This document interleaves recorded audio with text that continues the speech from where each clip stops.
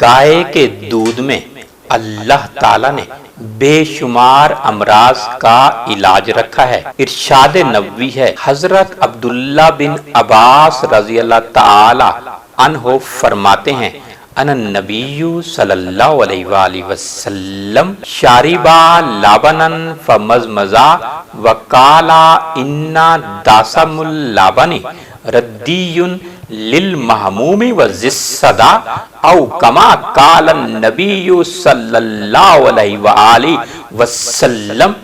نبی صلی اللہ علیہ وآلہ وسلم نے دودھ پیا اور اس کے بعد کلی کی اور فرمایا، اس کی چکناہٹ بخار کے مریضوں اور سر درد کے لیے بیکار ہے، نقصان دہ ہے۔